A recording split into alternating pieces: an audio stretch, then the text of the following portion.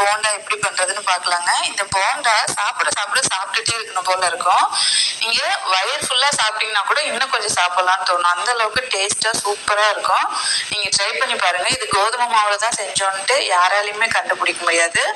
அவ்வளோ டேஸ்டா இருக்கும். அதிகமா ஆயில் இழுக்காது. வாங்க இந்த கோதுமை போண்டா எப்படி பண்றதுன்னு பார்க்கலாம். இப்போ ஒரு மிக்சிங் பவுல் எடுத்துக்கோங்க. அதுல 1 கப் அளவுக்கு கோதுமை மாவு எடுத்துக்கோங்க.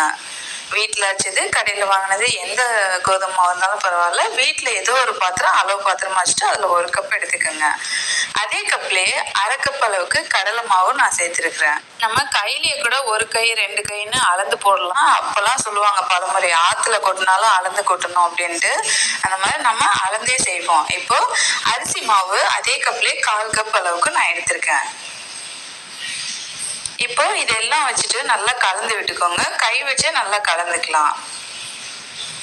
இப்போ தண்ணி பார்த்தீங்கன்னா அதே கப்லயே 1/2 கப் அளவுக்கு நான் தண்ணி சேர்க்கிறேன். நீங்க தண்ணி கொஞ்சம் கொஞ்சமா சேர்த்துட்டே நீங்க கலந்துக்கோங்க. ஏன்னா ஒவ்வொரு மாவு ஒவ்வொரு மாதிரி தண்ணி இழுக்கும். அதனாலதான் கொஞ்சம் கொஞ்சமா சேர்த்துட்டு இருந்தோம்னா நமக்கு பதமா வந்துடும். அந்த 1/2 கப் அளந்து வச்சுட்டு கொஞ்சம் கொஞ்சமா சேர்த்து கலந்து. இப்போ ஒரு விஸ்க் வச்சுட்டு நல்லா இந்த மாதிரி கலந்து விட்டுருங்க. கட்டி எதுவும் இருக்காது. நம்ம கையில கலந்தோம்னா ரொம்ப நேரம் கரைக்கணும். விஸ்க் இருந்ததுன்னா சீக்கிரமா கட்டி இல்லாம ஒரு கொஞ்ச நேரத்துல நம்ம கலந்து முடிச்சிடலாம். அவ்வளவுதாங்க, நல்லா கலந்தாச்சு. இப்போ இது கூட மற்ற பொருள்லாம் சேர்க்கலாம். இஞ்சி பார்த்தீங்கன்னா பொடி பொடியா நறுக்கின இஞ்சி 1 டேபிள் ஸ்பூன் அளவுக்கு நான் எடுத்திருக்கேன். கண்டிப்பா நான் சேர்க்கிற பொருள் எல்லாம் சேர்க்கணும். கருவேப்பிலை ஒரு 2 கொத்து எடுத்துட்டு நல்லா ஃபைனா சாப் பண்ணி போட்டிருக்கிறேன். பச்சை மிளகாய் ஒரு 2, காரம் அதிகமானா இன்னும் கூட 1 சேர்த்து போட்டுக்கோங்க. கட் பண்ணி போட்டுக்கோங்க. கொஞ்சமா கொத்தமல்லி இலையும் கட் பண்ணி சேர்த்துக்கலாம். அதுக்கப்புறமா பெரிய வெங்காயம் ரொம்ப பொடியா இல்ல, கொஞ்சம் பெருசாவே இருக்கட்டும். ஏன்னா அந்த போண்டாவில் அங்கங்க பெரிய வெங்காயம் நமக்கு தெரியணும். அப்பதான் சாப்பிட கொஞ்சம் நல்லா இருக்கும். ஒரு பெரிய வெங்காயம் நல்லா பெரிய சைஸ்ல போட்டு, சீரகம் ஒரு 1/2 டீஸ்பூன் அளவுக்கு சேர்த்துக்கோங்க. இதெல்லாம் போட்டு நல்லா கலந்து விட்டுக்கோங்க. இப்போ எல்லா பொருளும் சேர்த்தாச்சு. சேர்த்துட்டு நல்லா பிசைஞ்சு விட்டுக்கோங்க. அந்த ஒவ்வொரு பொருளுமே அப்படியே கையிலே வச்சு லைட்டா நசுக்கி விடுங்க. அந்த ஃப்ளேவர் சூப்பரா இருக்கும். நான் சேர்த்த பொருள் எல்லாமே கண்டிப்பா நீங்க சேர்க்கணும். கடைசியா உப்பு சேர்த்துக்கோங்க. முன்னாடியே சேர்த்தோம்னா அளவு தெரியாது. 1/2 டீஸ்பூன் அளவுக்கு நான் இப்போ தூள் உப்பு சேர்த்திருக்கேன். இது ஃபர்ஸ்ட் நம்ம கலந்துட்டு செக் பண்ணிட்டு கடைசியா வேணா இன்னும் கொஞ்சம் தேவைப்பட்டா சேர்த்துக்கலாம். நல்லா கலந்துக்கோங்க. உப்பு எல்லா பக்கமும் படுற மாதிரி நல்லா கலந்தாச்சு.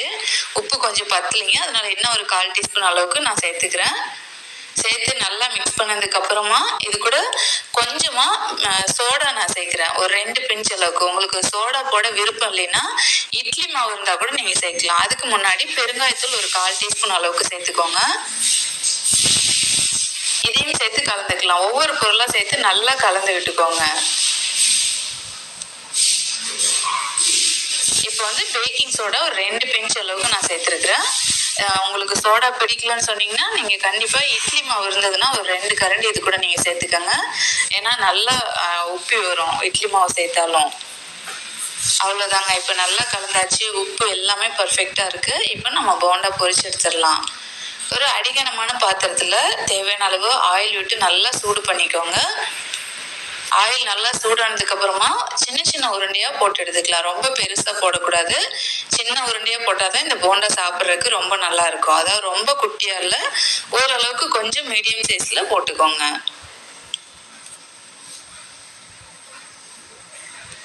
அவ்வளவுதாங்க. இந்த மாதிரி போட்டாச்சு. இப்ப 2 பக்கமும் நல்லா திருப்பி விட்டுக்கோங்க. ஆயில் நல்லா சூடானோடனே அதுக்கப்புறமா போண்டா போடுறதுக்கு முன்னாடி கொஞ்சமா குறைச்சி வச்சுக்கோங்க. அப்படியே மீடியம் ஃப்ளேம்லயே வெந்துட்டு இருக்கட்டும். அனல் ரொம்பவும் குறைக்க கூடாது. அதாவது நல்லா கொஞ்சம் அனல் இருக்கணும். ரொம்பவும் குறைக்க கூடாது, ரொம்ப ஹை ஃப்ளேம்லயும் வைக்க கூடாது. மீடியம்ல வச்சுட்டு இந்த மாதிரி 2 பக்கமும் திருப்பி விட்டு வேக வச்சு எடுத்துக்கோங்க. அவ்வளவுதான். சுவையான கோதுமை போண்டா ரெசிபி தயாராயிடுச்சு. இது கூட சட்னி எதுவுமே தேவையில்லை. 1 கப் டீ அல்லது காஃபி வச்சுட்டு இந்த போண்டா நல்லா சுட சுட சாப்பிடுங்க. ரொம்ப சூப்பரா இருக்கும். இந்த போண்டா ரெசிபி உங்களுக்கு பிடிச்சிருந்தா இதுக்கு ஒரு லைக் கொடுங்க. உங்க ஃப்ரெண்ட்ஸ் அண்ட் ஃபேமிலி கூட மறக்காம ஷேர் பண்ணுங்க. தேங்க்யூ, பாபாய். இப்போ ஒரு போண்டா நான் பிச்சு காட்டுறேன் பாருங்க. எவ்வளோ சூப்பராக இருக்குது பாருங்கள், பார்க்கும்போதே சாப்பிடணும் போல் இருக்குது. இது மாதிரியே நீங்களும் ட்ரை பண்ணிவிட்டு மறக்காமல் உங்கள் feedback. This video is sponsored by Mode app. By Mode app என்னன்னு பார்த்தீங்கன்னா, வீட்டுக்கு தேவையான மளிகை பொருட்கள் அனைத்தும் மலிவான விலையில் கிடைக்கும். டிஸ்கிரிப்ஷன் லிங்க் கொடுத்துருக்கேன், அதில் பார்த்து வாங்கிக்கோங்க. தேங்க்யூ.